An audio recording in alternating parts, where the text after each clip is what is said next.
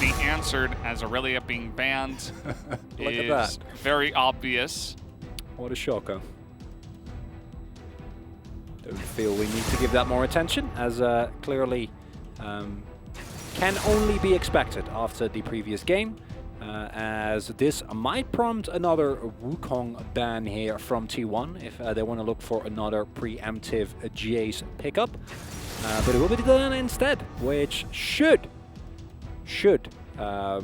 dissuade T1 from picking. Oh, no, never mind. She's going to be banned. Okay, well, that problem is solved. Viego open, Lee is open, which looked great. And Fresh for Carrier is a big one.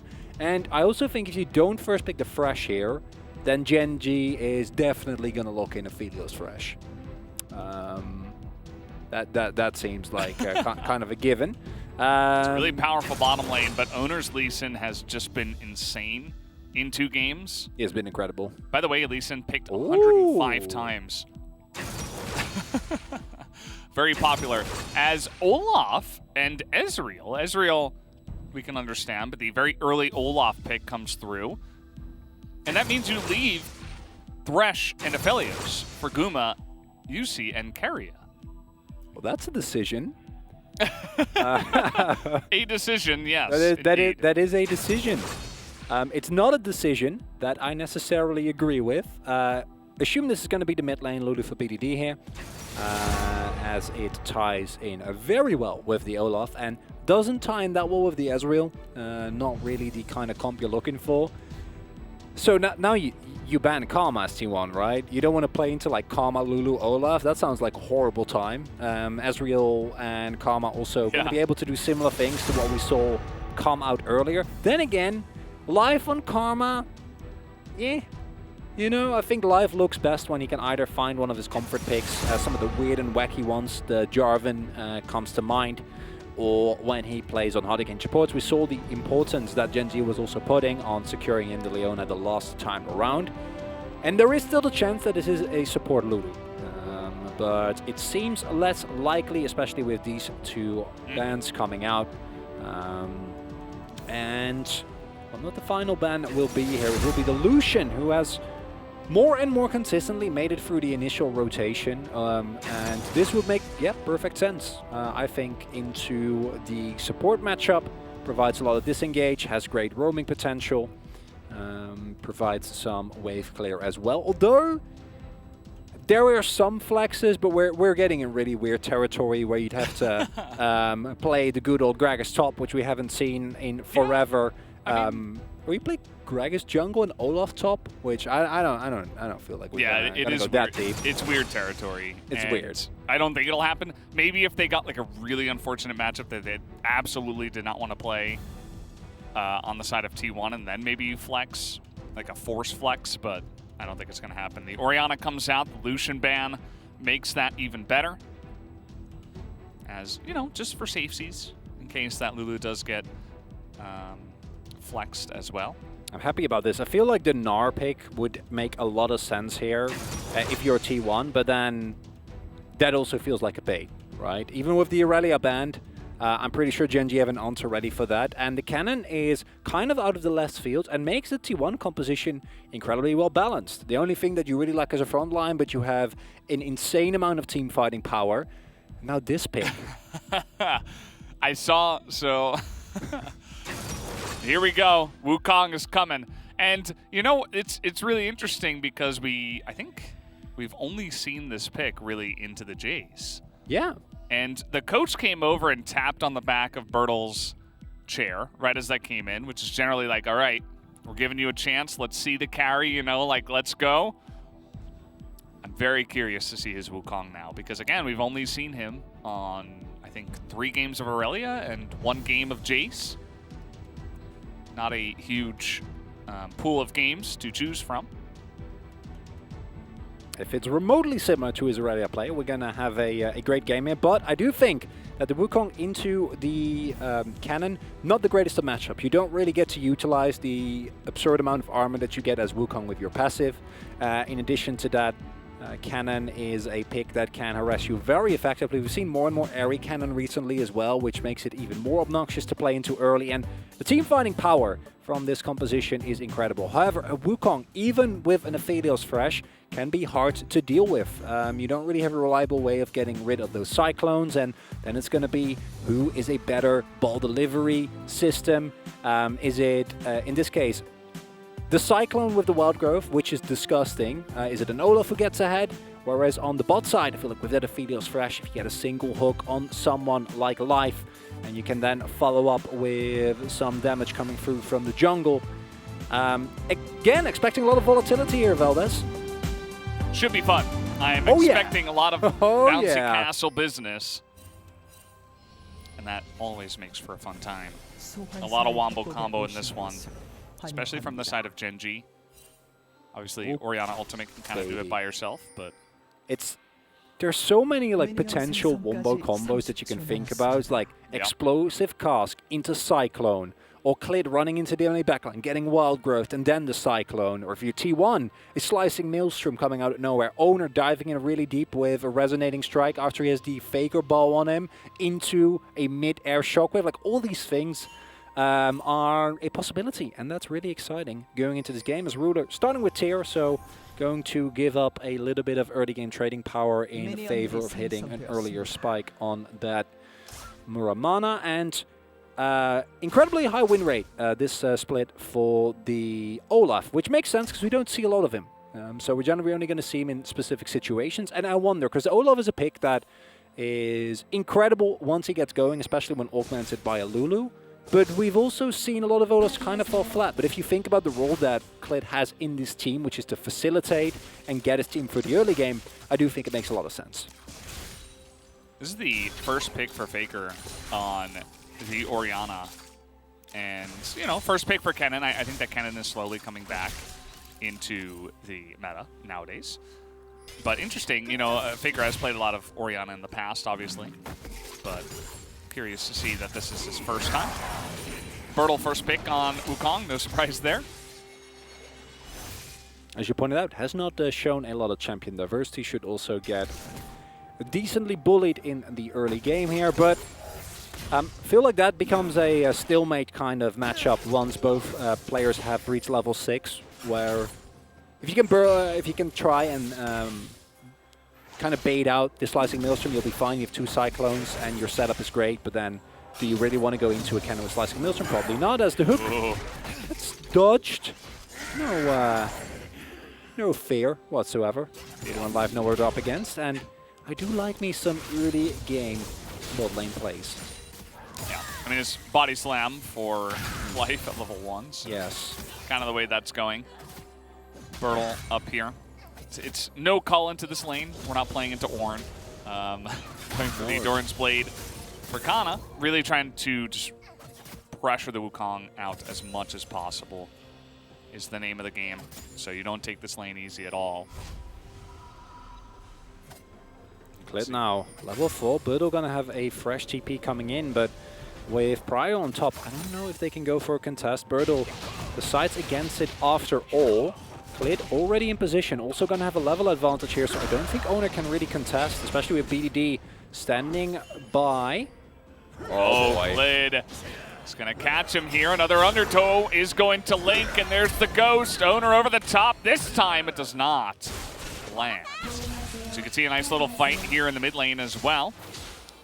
The dissonance does land and make BDD's life not very happy. Unfortunate, as he is Lulu, who fairly whimsical character generally, but nicely done by Clid there. It's a summon a trade, but you are going to take that anytime. You're looking to exert as much early pressure as you can, and could still be looking towards a play on the bot side, get yourself a double scuttle, which you do indeed love as Olaf. Picking up some extra creeps are helping BDD shove out the way so he can reliably back. Bertle, meanwhile, really waiting as long as possible, getting as much resources before he commits to actually backing, because once you do back and teleport back into this lane, you are fairly committed, right? Cannon's generally going to have to shove, and then post 6 you will have a little bit more threat, especially when Clid is not located by team. So yeah, he's going to teleport up to the top side. Gets a null magic mantle and a refillable. Definitely will make his life a little bit easier. Fun back. I mean, it's definitely not the most interesting one, but it's definitely going to give him a nice amount of sustainability. Absolutely. On the top side. Yeah, going to feel a lot better. Tons of resistances overall, including this kit. And of course, some sustainability. So it doesn't get too far behind. It's a nice time to go for a back. As meanwhile, the bottom lane, you know, you give over Aphelios and Thresh to Gumayusi and Keria. You best expect that they are going to press their advantage as much as possible.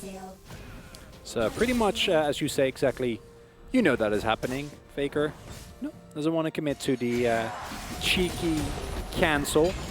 Understandably, if you walk up there, you don't really have vision, and you do get glitter lanced into an Olaf that runs on top of you, you're going to have to use your flash. You want to do that, it'll make you very, very sad. Oh, here we go. Level 6 hit by Kana. But at the end of the day, it's mostly just going to clear out the wave. Obviously, not very fun for Bertle, but Clit has kind of just been playing janitor duty. Comes into the lanes that are not doing very well, and he just helps push back the wave. Ooh, 3 people. But both have been spotted, as owner gonna clear out that ward. And yeah, Clit is doing exactly what we mentioned earlier, that he also does often on the volley, which is just, he's bodyguarding his lanes. However, one of the benefits of the Olaf is, of course, that his clear speed is incredible. And that means that in this scenario, he's able to promptly build himself up a sizable CS lead. Live, roaming on the Gragas, but not actually finding that much. And Bertle should slowly get into a position where he can stabilize. Slowly.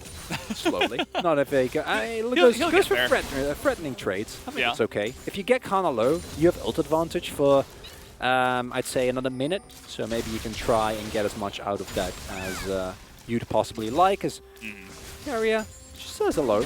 Life is like, okay, if Keria's going back to his lane, I will too. That's fine. Don't mind that at all. Seems like there were a couple of pings, maybe from actually Gen G on that brush. Maybe assuming that Kana had vision there. There was not a ward. Perhaps it had just expired as we're trying to get on top of Faker.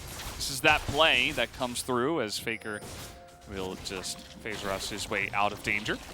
Nice thing about that trade, though, is that Clit could now possibly look for some aggressive posturing towards either bot side or Drake, but with a lack of vision as well as a complete lack of priority for Ruler, who has been left in that lane by his lonesome, by his support, is somewhat of a risk. Hook not going to find anyone there from Keria. Life able to thank a minion for that. And because Clit is being tracked, it is kind of hard for him to get more done than just take care of his lanes. And the one downside of this composition is that while Gen G's mid game is incredible and they can still very much use that spike, it is relying on them fighting, right? Like once you hit your ultimate, BDD gets a first item, you finish your Gore Drinker, Bertle gets an item and has his ultimate available. That's when you want to go. That's when you want to try and build your leads as much as possible. Because if you go into mid to late game and even footing, it's really, really hard to kind of get back. And T1 recognizes that and picks himself up a free dragon here. Sneaky play there from Ona.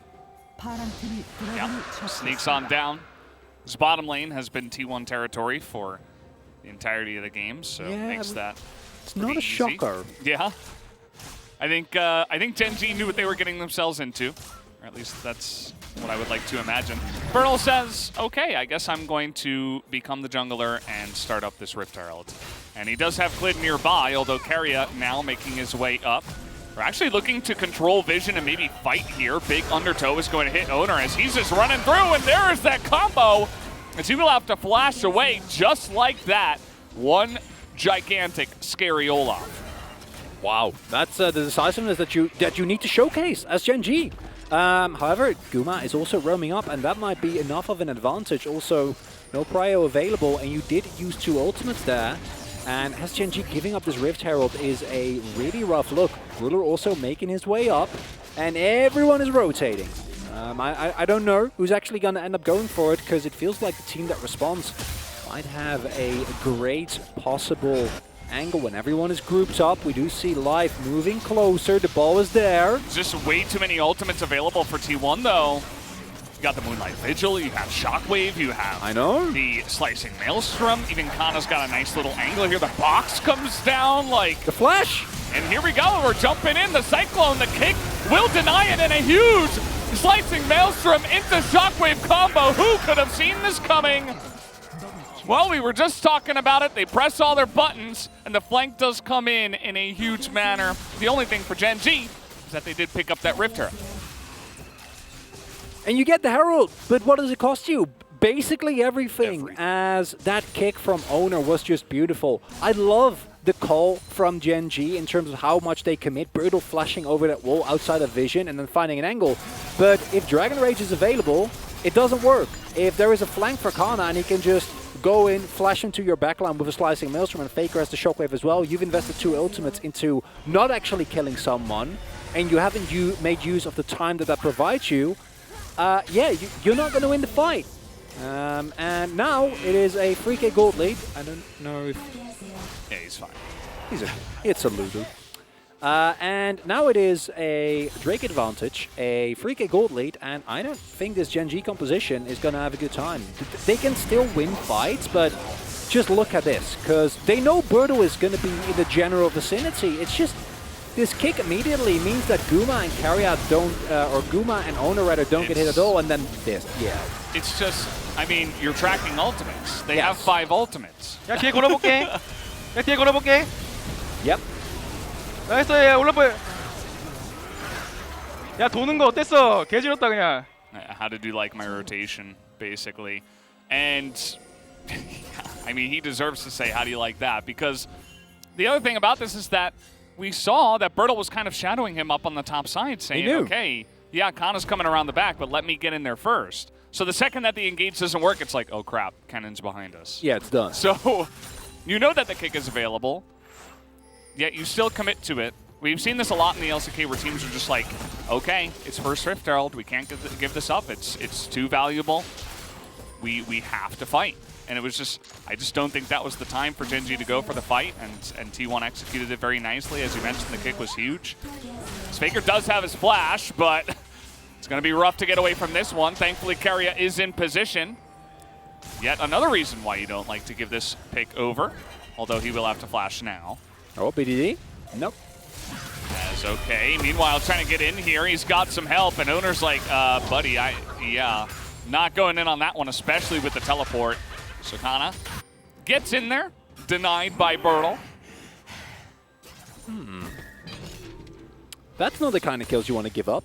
Feeding a Wukong is a great way to give away a surefire position there, and must be some miscommunication between Owner and Kana, but also without a stopwatch, I feel like that's a very greedy play to go for.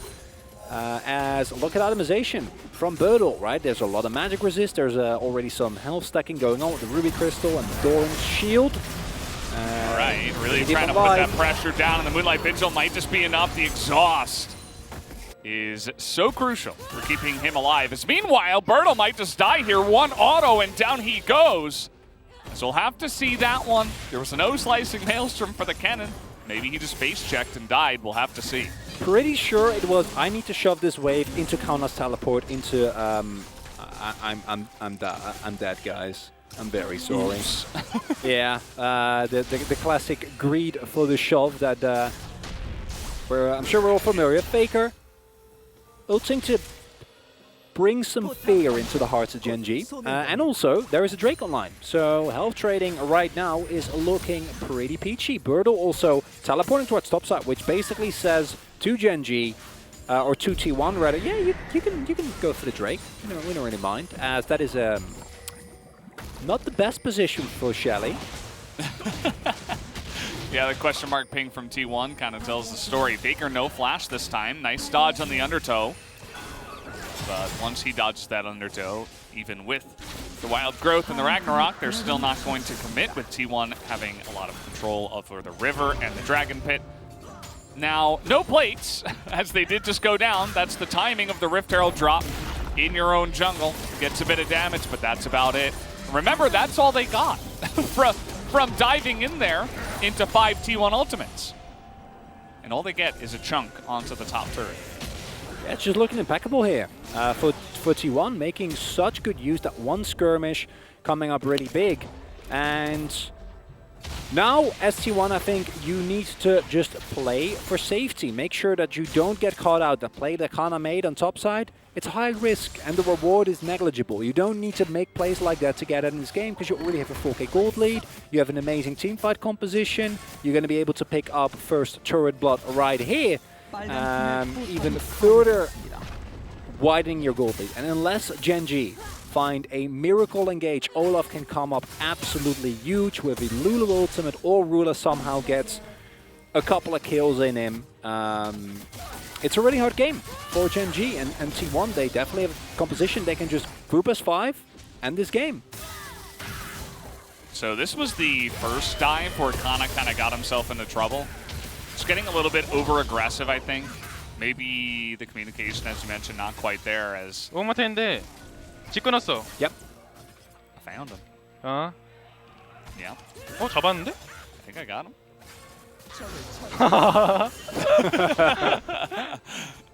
Yep. Feels good. No. Got it done. That's it's pretty annoying to get away from the little Pikachu cannon, of course. And wow, Uzi actually able to land that one. Looking for the fights, but here comes everybody from Gen G except Bertle. Everyone's here. And yeah, Gumi's like, well, I guess I got to turn this because I'm dead otherwise. And he might just be able to. Gets the flash, and now the play, trying to get in there, and he gets the hit. And down he will go. But they're able to trade the 1-for-1. Now Carry is in a rough spot, but the team is rotating now. And he will be able to, well... he will be able to run and buy a lot of time for Shirley to be taken by T1. Good enough. You'll take that trade. Oh! The Hex Flash play. Nice. Didn't come through. I like the idea, Carria. You get bonus points. Emote as well. That gets you extra points for style. Look at the goal difference now. I'd rather not tell this. Our first 2 games were very competitive until the very end. This one, more of a blowout. With that early fight going as poorly as it did. Just not as much respite available, and Ruda is probably fine here. Had Carrier not been there, really nice setup life, unfortunately not able to save the life of his AD carry. And while all of this is happening, Owner's like, yeah, it's, I don't know, guys. I'm taking Harrow. I'm not gonna be part of this party. Carrier, some extra emoting. In the end, Hex Flash not actually getting anything done. Yeah, Bertle did flash in. Yeah. So, you know, you waste some time, you get the flash. It's a big win.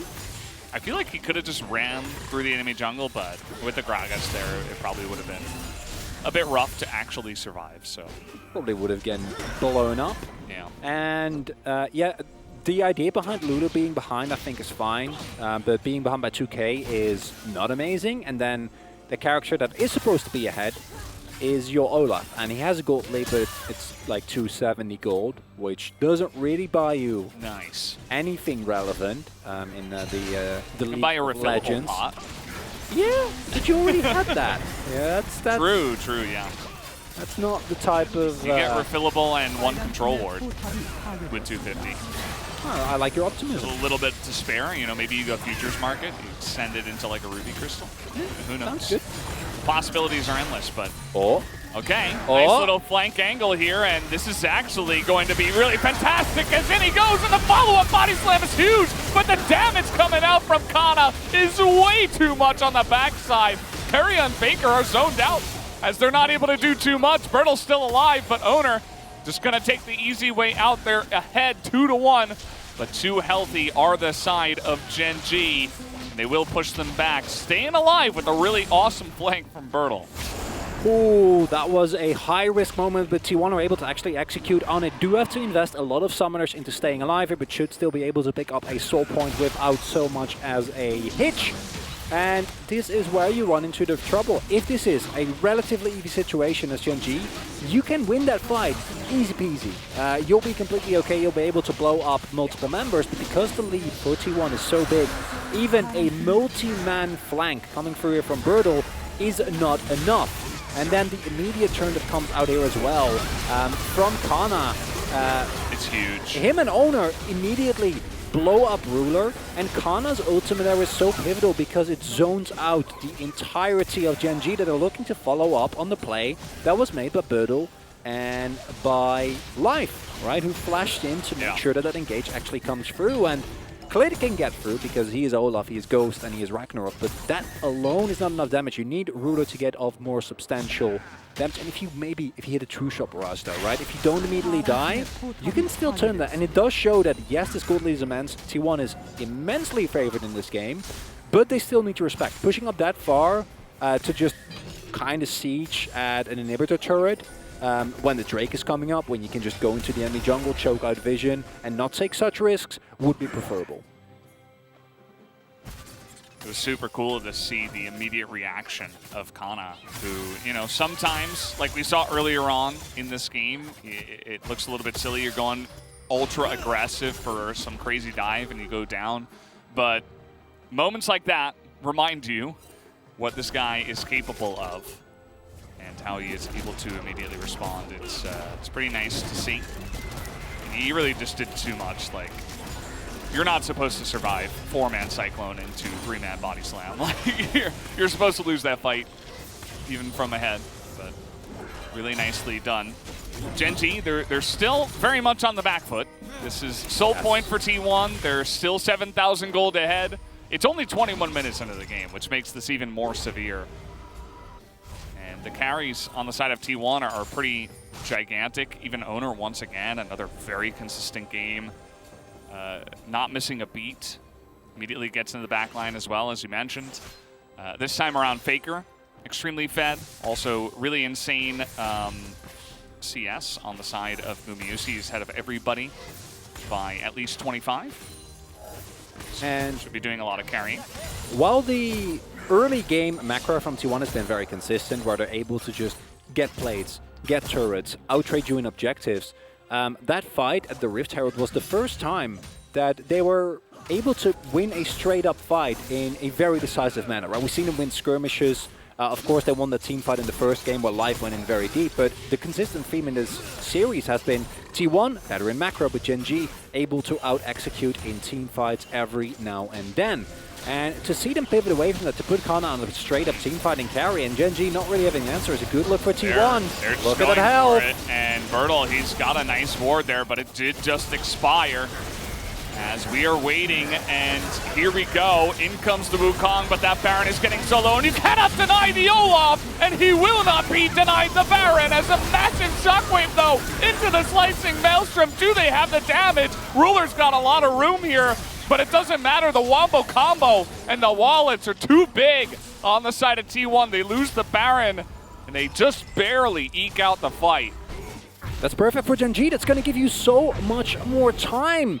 And as you point out, you can't deny Olaf. You can't flip it like that. You know exactly what is going to happen.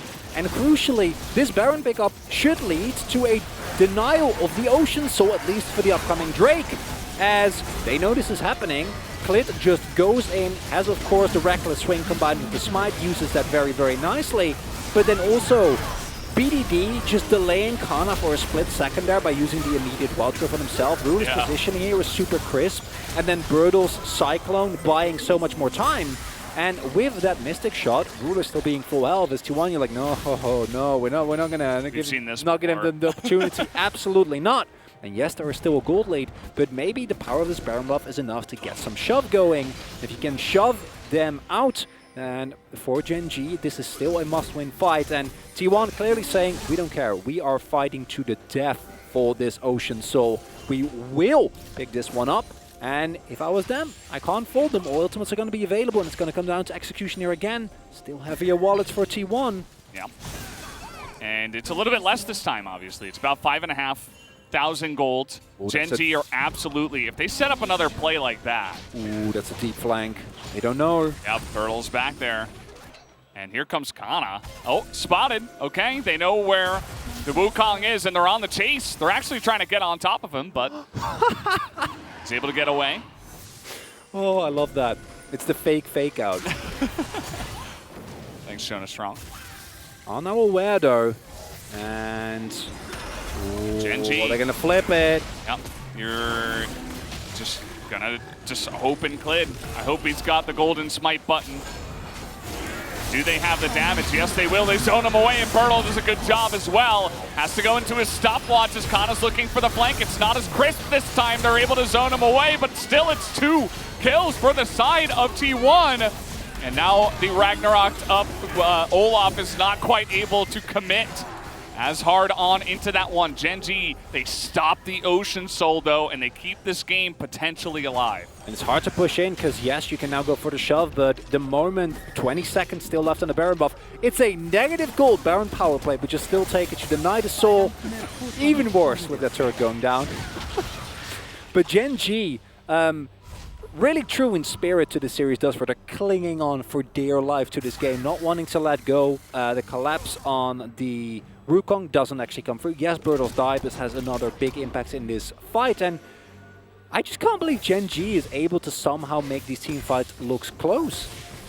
It's pretty insane. Yeah. It's a lot of respect being shown by T1 as well. It's also how they play around this, right? Because they know that Kana is there. And then Huda going in for an aggressive E, still to be fine. If that shield doesn't come through for Kana, then maybe Clid gets a kill there, and then they might be looking into a turn, but now can't really afford that. And it is, again, the back and forth. These two huge zoning ultimates between the Slicing Maelstrom and between the Cyclone are really dictating the pace of these huge fights, right? Where either team needs to 100% play around, because yes, the shockwave is really big, but those at least you can kind of mitigate. You can see them, you can try and play around the ball, you can flash them as well. Whereas for Cyclone and Slicing Maelstrom, that's, once they're on top of you, yeah, it's donezo.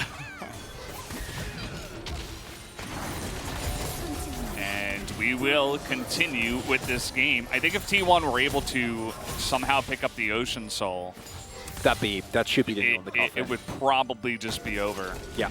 Gen G, they lost a bunch from really trying to secure that, and yes, they're hanging on for dear life, right? It's like they're on the edge of a cliff, and they're holding on.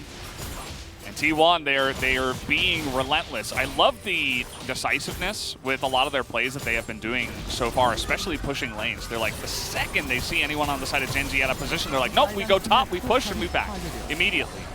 And it's been like this very often in the mid lane, playing around objectives. They have tons of vision in the enemy jungle as well. It's all decisive as a team, very well communicated, and they get another turret because of it. And I'm really glad you pointed out, because it is exactly what was missing for T1 for so long. It just felt like the team knew what to do for the first 15 minutes in the game, and then just kind of sat there, right? Like farmed up, was waiting for the enemies to maybe make a mistake, overextend into them. And as you point out, like, I think T1 is still immensely favored in this game. If everything goes reasonably and Gen G don't find insane team fights or super high value flanks from Bertle, they should be able to close out this game without too much issue.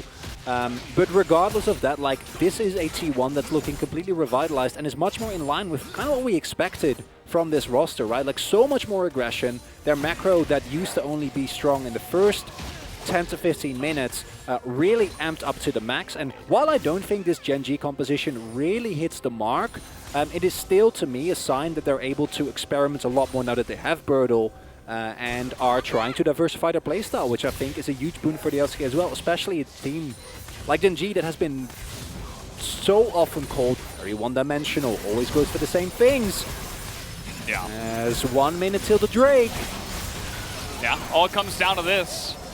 Outside of the last Drake fight we have, T1 were able to push mid, go top, push top, get a couple of inner turrets, extend that gold lead.